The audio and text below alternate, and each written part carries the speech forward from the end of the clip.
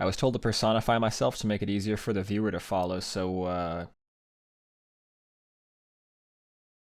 Well, another year, another How2Latin video. This time we're going to take a look at the says and do's of the language like I sail, you sit, he kills, we wait, what have you. You know, verbs. In Latin, if you want to make a verb first person, second person, or third person, it all depends on the ending of the verb. So let's have an example verb here. Amare, to love. That sounds familiar. So in order to conjugate a verb and make it you love, he loves, etc., first thing, take out the ending re. Now our verb is naked. Let's clothe it by making it you love. How do we do that? Add an s at the end. Amas. He, she, or it loves, add a t at the end. Amat. That's how it is for all verbs except for the first person. You have to do a little more for that conjugation because you're a little more important.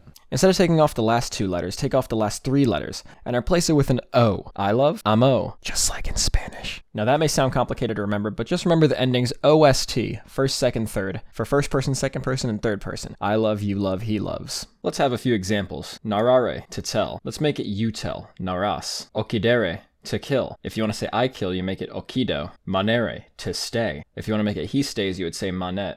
What's more than singular? Plural. Imagine what we just did but with different letters. Take off the re for all of them. We love, add a mus at the end. Amamos. You all love, add a tis at the end. Amatis. They love, add an nt at the end. Amant. Think that's hard to remember? Think again. It's just these 6 syllables. O-S-T, mus, tis, nt. You can make like a little chant or something to remember that, I don't care. Remember the direct object is the accusative, so make sure whatever you're referring to is in the accusative form. Remember adding an M at the end to make it accusative? That still exists. Here's some vocabulary to help you create some sentences. They love the sailor, amant nautam. You hate water, odisa quam. We make bread, facimus panem. Now if you notice, even though the word is facere with an ere, we used facimus with an I. Some verbs do that, you'll just have to get used to it. You might also notice that some verbs like odire only take off the last 2 letters despite being first person. Some verbs also do that, you'll just have to get used to which ones do. Basically, it all comes down to what sounds right. Like the word I hate would be odio, not odo. Or like the verb tenere, which would be teneo, not teno, like the guy from that game Warface says.